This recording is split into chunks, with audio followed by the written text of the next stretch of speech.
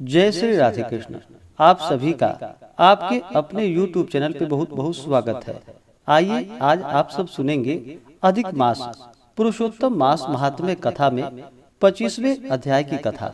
अब तक आपने पिछले अध्याय कथा को नहीं सुना हो तो हमारे चैनल पे वीडियो अपलोड है, आप वहां से जा करके पिछले अध्यायों का कथा श्रवण कर सकते हैं। हिंदू धर्म में अधिक मास का पुरुषोत्तम मास का बड़ा ही विशेष महत्व माना गया है। पुरुषोत्तम मास में गंगा स्नान करना, दान पुण्यों का कार्य करना, भगवान श्री कृष्ण भगवान विष्णु का पूजन करना, भूमि पे शयन करना, दीप आदि का दान करना, इन सबों का विशेष महत्व माना गया है। इसके साथ जितने भी पुण्य कार्य किए जाते हैं इसका कई गुना पुण्य फल प्राप्त होता है। वहीं पे अगर पाप कर्म किए जाते हैं तो उसका भी फल अधिक होता है। तो आइए आज आप सब सुनेंगे अधिक मास पुरुषोत्तम मास महात्म्य कथा में 25वें अध्याय की कथा। तो बोलिए प्रेम से भगवान विष्णु की जय, माता लक्ष्मी की जय, श्री राधा कृष्ण की जय, पुरुषोत्तम भगवान की जय, सर्वदेवी देवता की जय। दृढ़ धनवा बोला कि हे ब्राह्मण, हे मुने, अब आप पुरुषोत्तम मास के व्रत करने वाले मनुष्यों के लिए कृपा कर उद्यापन विधि को अच्छी तरह से कहिए। वाल्मीकि मुनि बोले, पुरुषोत्तम मास व्रत के संपूर्ण फल की प्राप्ति के लिए पुरुषोत्तम मास के उद्यापन विधि को थोड़े में अच्छी तरह से कहूँगा। पुरुषोत्तम मास के कृष्ण पक्ष की चतुर्दशी, नवमी अथवा अष्टमी को उद्यापन करने के लिए कहा है। इस पवित्र पुरुषोत्तम मास में प्रातः काल उठकर यथा उपलब्ध पूजन के सामान से पूर्वाहन की क्रिया को कर एकाग्र मन होकर सदाचारी विष्णु भक्ति में तत्पर स्त्री सहित ऐसे 30 ब्राह्मणों को निमंत्रित करे। पुरुषोत्तम मास के कृष्ण पक्ष की चतुर्दशी, नवमी अथवा अष्टमी को उद्यापन करना कहा है। इस पवित्र पुरुषोत्तम मास में प्रातः काल उठकर यथा उपलब्ध पूजन के सामान से पूर्वाहन की क्रिया को कर एकाग्र मन होकर सदाचारी विष्णु भक्ति में तत्पर स्त्री सहित ऐसे 30 ब्राह्मणों को निमंत्रित करे। हे भूपते, अथवा यथाशक्ति अपने धन के अनुसार 7 अथवा 5 ब्राह्मणों को निमंत्रित करे। बाद में मध्याह्न के समय 16 शेर अथवा उसका आधा यथाशक्ति पंच धान्य से उत्तम सर्वतोभद्र बनावे। सर्वतोभद्र मंडल के ऊपर स्वर्ण, चांदी, तांबा अथवा मिट्टी के छिद्र रहित शुद्ध 4 कलश स्थापन करनी चाहिए। 4 व्यूह के प्रीत्यर्थ चारों दिशाओं में बेल से युक्त उत्तम वस्त्र से वेष्टित पान से युक्त उन कलशों को करनी चाहिए। उन चारों कलशों पर कर्म से वासुदेव, हलधर, प्रद्युम्न और अनिरुद्ध देव को स्थापित करे।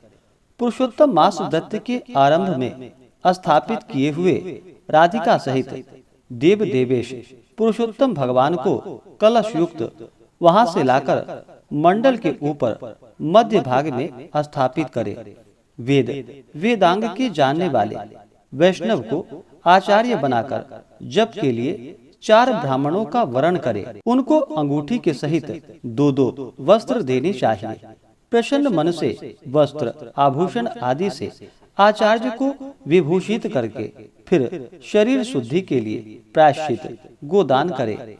तदंतर स्त्री के साथ पूर्वोक्त विधि से पूजा करनी चाहिए और वरण किए हुए 4 ब्राह्मणों से 4 व्यूह का जप कराना चाहिए और 4 दिशाओं में 4 दीपक ऊपर के भाग में स्थापित करनी चाहिए। फिर नारियल आदि फलों से कर्म के अनुसार अर्घ्य दान करना चाहिए।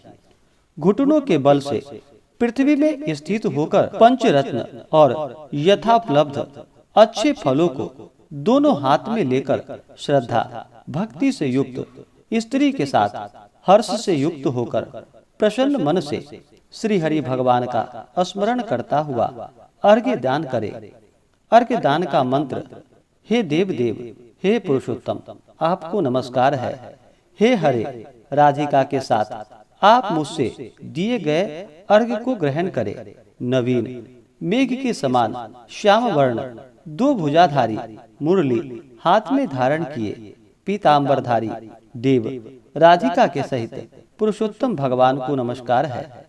इस प्रकार भक्ति के साथ राधिका के सहित पुरुषोत्तम भगवान को नमस्कार करके चतुर्थ यंत्र नाम मंत्रों से तिल की आहुति देवे। इसके बाद उनके मंत्रों से तर्पण और मार्जन करे। बाद राधिका के सहित पुरुषोत्तम देव की आरती करे। अब निराजन का मंत्र कमल के दल के समान कांति वाले राधिका के रमण कोटि कामदेव के सौंदर्य को धारण करने वाले देवेश का प्रेम से निराजन करता हूँ। अथ ध्यान मंत्र। अनंत रत्नों से शोभायमान सिंहासन पर स्थित अनंत ज्योति स्वरूप वंशी शब्द से अत्यंत मोहित ब्रज की स्त्रियों से घिरे हुए हैं, इसलिए वृंदावन में अत्यंत शोभायमान राधिका और कौस्तुभ मणि से चमकते हुए हृदय वाले शोभायमान रत्नों से जटित किरीट और कुंडल को धारण करने वाले आप नवीन पीतांबर को धारण किए हैं। इस प्रकार पुरुषोत्तम भगवान का ध्यान करें। फिर राधिका के सहित पुरुषोत्तम भगवान को पुष्पांजलि देकर स्त्री के साथ साष्टांग नमस्कार करे। नवीन मेघ के समान श्याम वर्ण पीत वस्त्रधारी अच्युत श्रीवत्स चिन्ह से शोभित और स्थल वाले राधिका सहित हरि भगवान को नमस्कार है। ब्राह्मण को स्वर्ण के साथ पूर्ण पात्र देवे। बाद में प्रसन्नता के साथ आचार्य को बहुत सी दक्षिणा देवे। सपत्नीक आचार्य को भक्ति से वस्त्र आभूषण से प्रसन्न करे। फिर ऋतविजों को उत्तम दक्षिणा देवे। बछड़ा सहित वस्त्र सहित दूध देने वाली सुशीला गौ को घंटा आभूषण से भूषित करके उनका दान करना चाहिए। तांबे का पीठ स्वर्ण का श्रृंग चांदी के खूड़ से विभूषित कर देवे। घृत पात्र देवे और उसी प्रकार तिल पात्र देवे। स्त्री पुरुष को पहनने के लिए उमा महेश्वर के प्रीत्यर्थ वस्त्र का दान करे। 8 प्रकार का पद देवे और 1 जोड़ा जूता देवे। यदि शक्ति हो तो आयु की चंचलता को विचारता हुआ वैष्णव ब्राह्मण को श्रीमद् भागवत का दान करे। देरी नहीं करे। श्रीमद् भागवत साक्षात भगवान का अद्भुत रूप है। जो वैष्णव पंडित ब्राह्मण को देता है वह कोटि कुल का उद्धार कर अप्सरागणों से सेवित विमान पर सवार हो योगियों को दुर्लभ गोलोक को जाता है। हजारों कन्यादान सैकड़ों वाजपेयी यज्ञ धान्य के 7 क्षेत्रों के दान को और जो तुला दान आदि 8 महादान है और वेद दान है, वे सब श्रीमद् भागवत दान की 16वीं कला के बराबर नहीं कर सकते। इसलिए श्रीमद् भागवत को स्वर्ण के सिंहासन पर स्थापित कर वस्त्र आभूषण से अलंकृत कर विधि पूर्वक वैष्णव ब्राह्मण को देवे। कांसे के 30 संपुट में 30-30 मालपुआ रखकर ब्राह्मणों को देवे। हे पृथ्वी पते, हर एक मालपुआ में जितने छिद्र होते हैं उतने वर्ष पर्यंत वैकुंठ लोक में जाकर वास करता है। योगियों को दुर्लभ निर्गुण गोलोक को जाता है। जिस सनातन ज्योतिर्धाम गोलोक को जाकर नहीं लौटता है। 2.5 सेर कांसे का संपुट कहा गया। निर्धन पुरुष यथाशक्ति व्रत पूर्ति के लिए संपुट दान करे अथवा पुरुषोत्तम भगवान के प्रीत्यर्थ मालपुआ का कच्चा सामान फल के साथ संपुट में रखकर देवे। हे नराधीप, निमंत्रित सपत्नीक ब्राह्मणों को पुरुषोत्तम भगवान के समीप संकल्प करके देवे। इस प्रकार प्रार्थना करे कि हे श्री कृष्ण, हे जगदाधर, हे जगदानंद दायक अर्थात हे जगत को आनंद देने वाले, हे समस्त इस लोक तथा परलोक की कामनाओं को शीघ्र पूर्ण करे। इस प्रकार गोविंद भगवान की प्रार्थना कर प्रसन्नता पूर्वक पुरुषोत्तम भगवान का स्मरण करता हुआ स्त्री सहित सदाचारी ब्राह्मणों को भोजन करावे। ब्रह्मरूपी हरि और ब्राह्मणी रूप राधिका का स्मरण करता हुआ भक्ति पूर्वक गंधाक्षत से पूजन कर घृत पायस का भोजन करावे। व्रत करने वाला विधि पूर्वक भोजन सामान का संकल्प करे।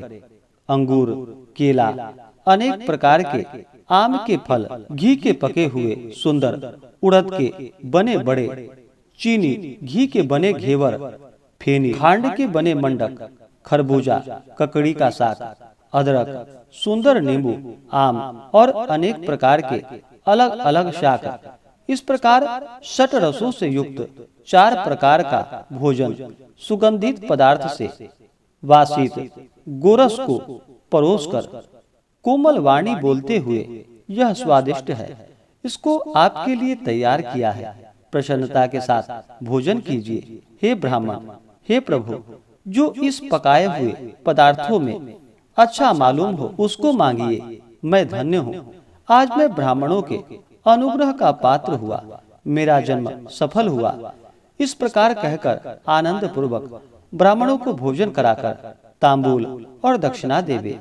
इलायची, लौंग, कपूर, नागरपान, कस्तूरी, जावित्री, कत्था और चूना, इसलिए इस सामानों में युक्त करके ही आदर के साथ तांबूल देनी चाहिए। जो इस प्रकार तांबूल को ब्राह्मण श्रेष्ठ के लिए देता है, वह इस लोकों में ऐश्वर्य सुख भोग कर परलोक में अमृत का भोक्ता होता है। स्त्री के साथ ब्राह्मणों को प्रसन्न कर हाथ में मोदक देवे और ब्राह्मणियों को विधि पूर्वक वस्त्र आभूषण से अलंकृत कर वंशी देवे। सीमा तक उन ब्राह्मणों को पहुंचाकर विसर्जन करे। मंत्रहीनम, क्रियाहीनम, भक्तिहीनम जनार्दन यद पूजितम मया देव परिपूर्णम तदस्तु में। और इस मंत्र से पुरुषोत्तम भगवान को क्षमापन समर्पण करे। यस्य स्मृता च नामुक्त्या तपो यज्ञ क्रियादिषु न्यूनम संपूर्णताम याति सद्यो वंदे तमच्युतम।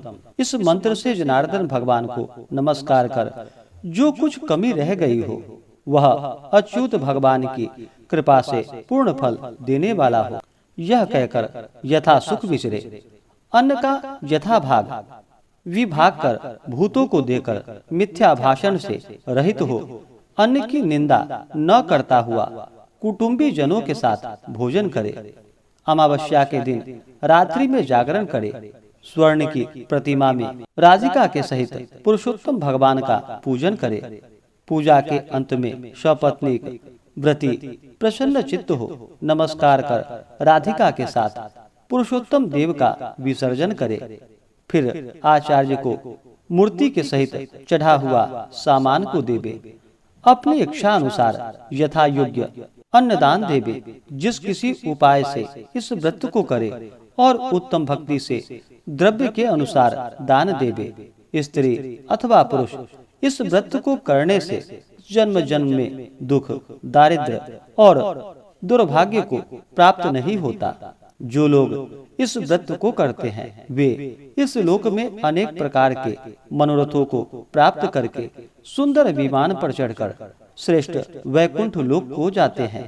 श्री नारायण बोले। इस प्रकार जो पुरुषोत्तम श्री कृष्ण भगवान का प्रिय पुरुषोत्तम मास व्रत विधि पूर्वक आदर के साथ करता है, वह इस लोकों के सुखों को भोग कर और पाप राशि से मुक्त होकर अपने पूर्व पुरुषों के साथ गोलोक को जाता है।